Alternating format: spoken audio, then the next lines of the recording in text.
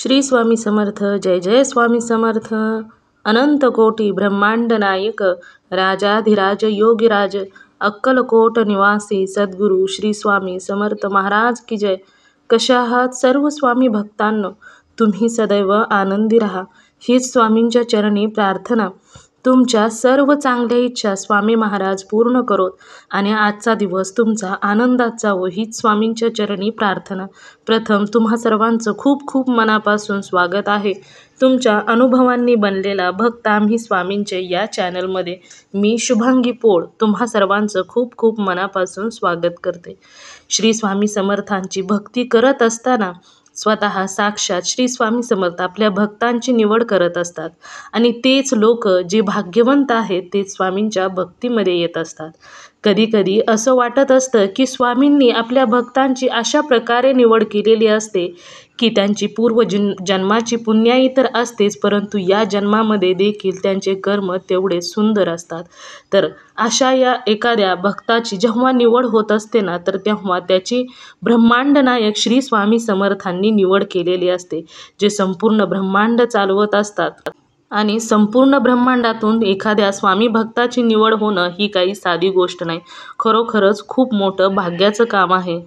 आणि आजचा अनुभव देखील अशाच एका भाग्यवंत ताईंचा आहे आणि त्या ताई या राहणाऱ्या काळेवाडी येथील आहेत आणि त्यांचं नाव हे अंबिका ज्ञानदेव मातंग आहे.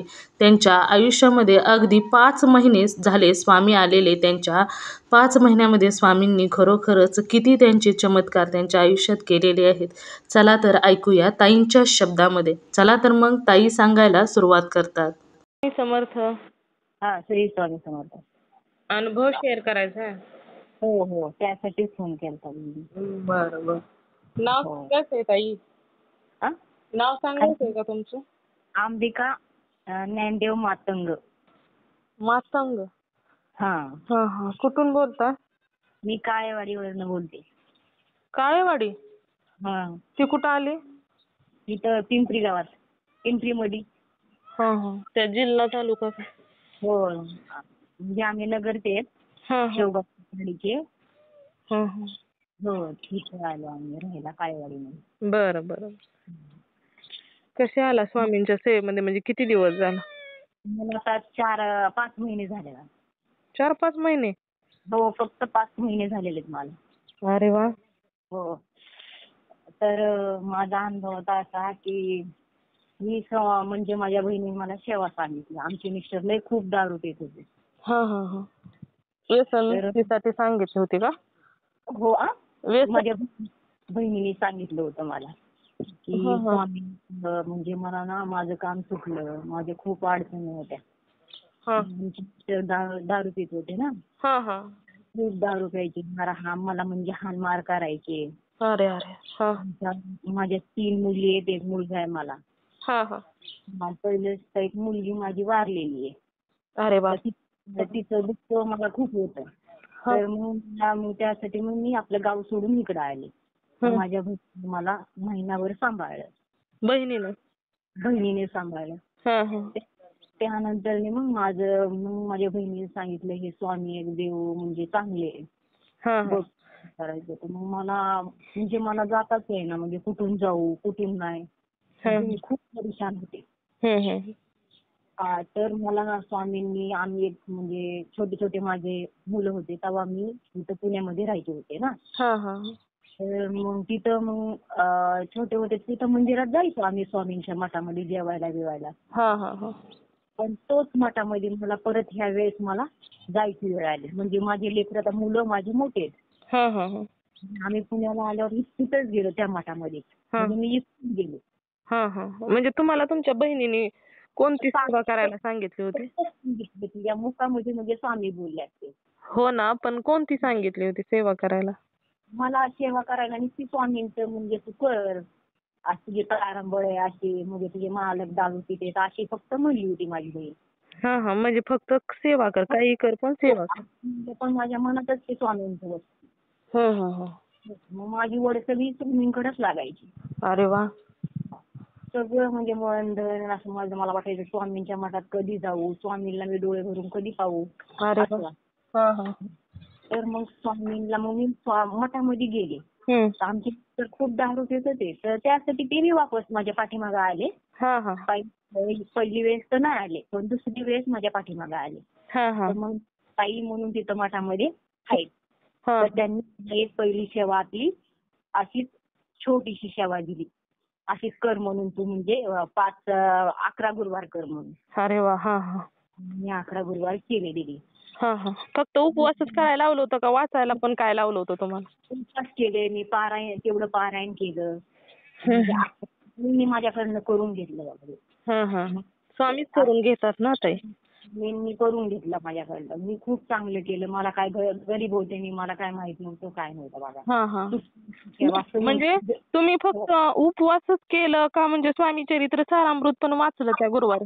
सगळं केलं जेवढं केलं. अध्याय वाचून विचून कसं आपली तुटकी मुटकी सेवा करून घेतली. म्हणजे स्वामी चरित्र सारामृतचे 11 गुरुवार केले तुम्ही? केले, हो. नंतर मग मला असं म्हणजे स्वामींना म्हणायचे मी, मला स्वामी काहीतरी अनुभव दाखवा, माझी तुटकी मुटकी सेवा करते मी तुम्हाला.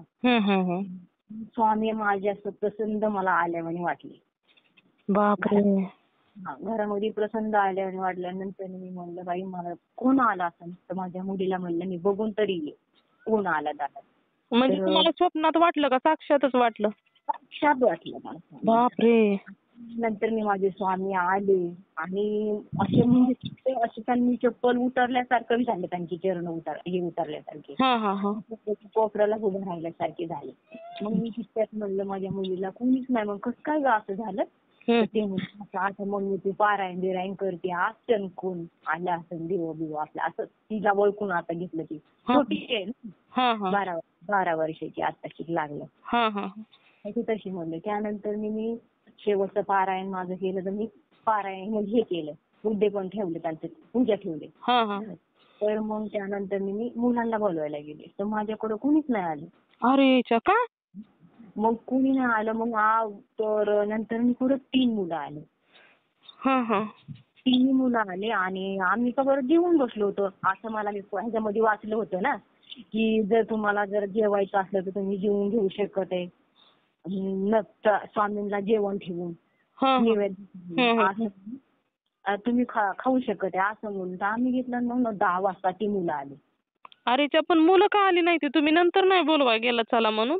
मग चला म्हणायला पण ते आलेच नाही. नंतर मग ते मुलं आले वापस, बरं का. ते मनानेच आले. बापरे. ते मनानेच आले. मग 3 जण, एक मुसलमानाचं आणि 2 असे होते आपल्यासारखे. बापरे. ताई अहो ते दत्तगुरू आले तुमच्या घरी, 3 आले म्हटलं ना. 3 आले आणि आपलं म्हणजे आपलं हे लावलं, दसमं लावलं, त्यांच्या पाया पडले, त्यांना भोजन दिलं, भोजन करायला लावलं. जेवण बिवण त्यांनी पोट भरून केलं आणि त्यानंतर मी त्यांना दक्षिणा बी दिली. अरे वा. करून मग मी हे केलं. बघा आता मी 3 पारायण तर माझे करून घेतले माझ्या स्वामींनी. आणि तुम्हाला सांगते आता बी आमचे मिस्टर काय झालं, आमच्या मिस्टरांनी अशी म्हणजे 10 रुपये मला हाणमार करत होते ना, आता मला हाणमार करत नाहीत, काय नाही. आणि व्यवस्थित चाललेलं आहे स्वामींच्या कृपेने. म्हणजे त्यांचं व्यसन पूर्ण सुटलं का? दारू सुटली का सगळी?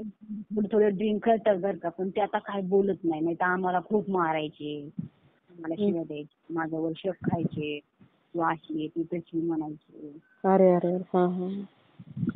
त्यासाठी बघा असं म्हणजे स्वामींनी मला म्हणजे आता बी माझे पारायण चालू आहे. स्वामी माझ्याकडनं करून घेतले. गुरुचर्या आधी आहेत बरं का, सारामृताचं चालू आहे.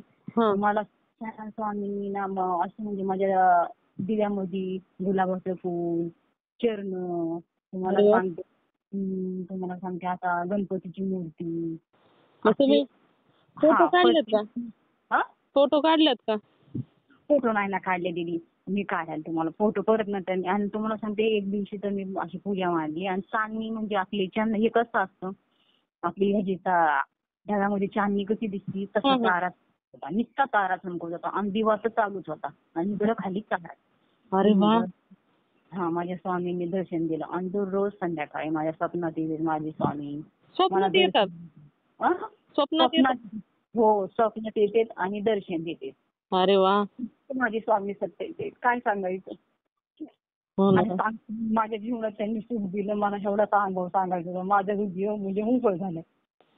हो ना ताई, आता इथून पुढे पण चांगलंच होत जाणार ना हो. आता स्वामी तुमच्या घरी येतात, तुम्हाला अनुभव दिले, आता तुमच्या सेवेने ते प्रसन्न आहेत म्हटल्यानंतर इथून पुढे आता व्यवस्थित होत जाणार ताई. अजून चांगलंच होत जाणार. मला म्हणजे आम्हाला घरामध्ये खायला भेटत नव्हतं. कधी खायला नव्हतं असायचो आम्ही. म्हणजे पहिले हालाकीचीच परिस्थिती. हो, खूप हाल होते आमचे. पण स्वामी जीवनात आल्यापासून माझं खूप चांगले. बरं झालं. प्रत्येकाचं चांगलं असावं तर काय. पण प्रत्येकानं स्वामी सेवा करावी, कारण स्वामी सेवा केलेली ना वाया जात नाही. स्वामी लगेचच आपल्या भक्तांचं रक्षण करतात आणि कोणत्याही रूपामध्ये येऊन मदत करून जातात. स्वामी खरंच सतत. खूप सुंदर अनुभव होता ताई तुमचा. आणि मग आहे का नाही माझ्या आमच्या मालकांनी त्यांच्या मनानेच ते येतात दर्शनात, म्हणजे दक्षिणा ठेवतात तिथं. घेतात. प्रत्येक गुरुवारी आम्ही जातो तर दर्शन खूप चांगलं होतं स्वामींचं. आणि बोललेला इच्छाही पूर्ण करतात स्वामी. अरे वा, करतातच ना. स्वामींच्या चरणी एकदा आलं ना ताई की स्वामी भक्तांचा हात कधीच सोडत नाही ताई. तर मी एक छोटीशी मूर्ती आणली होती, पहिली छोटी आणली 150 रुपयाची. आणि त्यानंतर मी परत 250 रुपयाची एक छोटीशी आणली पितळाची. हो, स्वामींची मूर्ती. एक फोटो बी आहे. म्हणजे स्वामी माझ्याकडनं मी आणत राहिले, स्वामींसाठी करत राहते. थोडं का होईना माझे स्वामी करून घेतात माझ्याकडनं. हो ना, स्वामीच करून घेत असतात ताई. आपण फक्त कारण मंत्र असतो. आपल्याला एकदा स्वामींनी सेवेमध्ये घेतलं की कोणती सेवा करून घ्यायची तेच ठरवतात ना. मग आता सारा अमृताचं पारायण चालू आहे.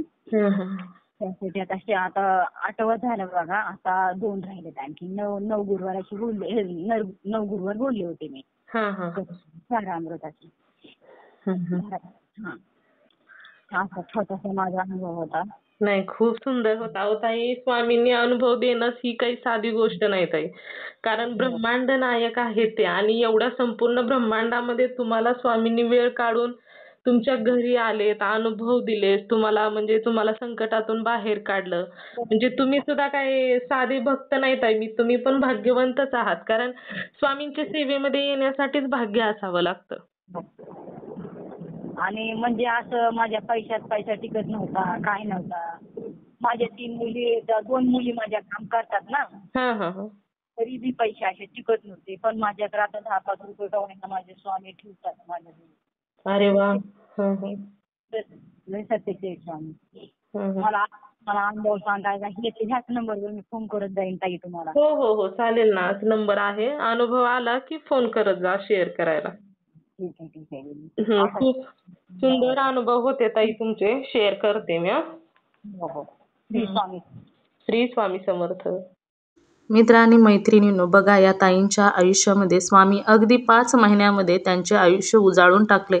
मग तुम्हीच विचार करा की जे कोणी स्वामी भक्ती करत नाहीत त्यांनी देखील खरोखरच स्वामी सेवेला सुरुवात केली पाहिजे. कारण स्वामींच्या सेवेमध्ये फरक हा 100% असतो. एवढंच आहे की काही भक्तांना लगेच चमत्कार जाणवतात, तर काही भक्तांना चमत्कार जाणवायला उशीर लागत असतो. परंतु जर एखादा व्हिडिओ स्वामींच्या अनुभवांचा तुमच्याजवळ पोहोचत आहे, म्हणजे ही देखील स्वामींनी तुम्हाला भक्तीमध्ये येण्यासाठी एक तुम्हाला चमत्कार दाखवलेला असतो की तुम्ही देखील स्वामींच्या भक्तीमध्ये या.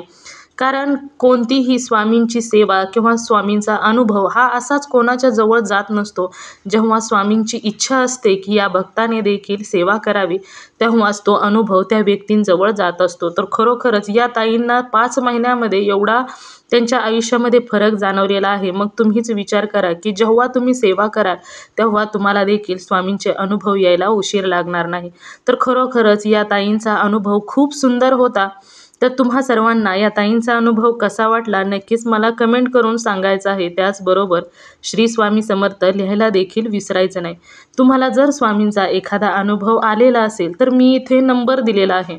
या नंबरवरती तुम्हाला आलेला स्वामींचा अनुभव लहान असो किंवा मोठा असो अनुभव शेअर करायचा आहे. जेव्हा तुम्ही एक अनुभव शेअर करता तेव्हा स्वामी तुम्हाला अजून सुंदर सुंदर अनुभव तर देतातच, त्याचबरोबर तुम्ही एक अनुभव शेअर केल्यानंतर एखाद्याला त्याची मदत देखील होत असते. आणि जेव्हा तुमचा अनुभव ऐकून एखादा व्यक्ती जर स्वामींच्या सेवेमध्ये आला तर याचे पुण्य तुम्हालाच मिळणार आहे. त्यामुळे तुम्हाला आलेला स्वामींचा अनुभव हा नक्की शेअर करायचा आहे. त्याचबरोबर आपला हा चॅनल भक्त आम्ही स्वामींचे या चॅनलचं एकच ध्येय आहे, ते म्हणजेच भक्ताने भक्त स्वामी भक्त वाढवायचे आहेत आणि प्रत्येकाचे जीवन हे स्वामीमय करून टाकायचे आहे. त्यामुळे तुम्हाला आलेला अनुभव हा नक्की शेअर करायचा आहे. तर तुम्ही सर्वांनी मिळून माझा व्हिडिओ शेवटपर्यंत ऐकला त्याबद्दल मी मनापासून तुम्हा सर्वांची खूप खूप आभारी आहे. पुन्हा भेटूया श्री स्वामी समर्थांच्या अशाच एखाद्या सत्य अनुभवाबरोबर. तोपर्यंत तुम्ही सर्वजण नेहमी सुखी राहा, समाधानी राहा, आनंदी राहा आणि श्री स्वामी समर्थांचं नामस्मरण करत राहा. श्री स्वामी समर्थ. जय जय स्वामी समर्थ. धन्यवाद.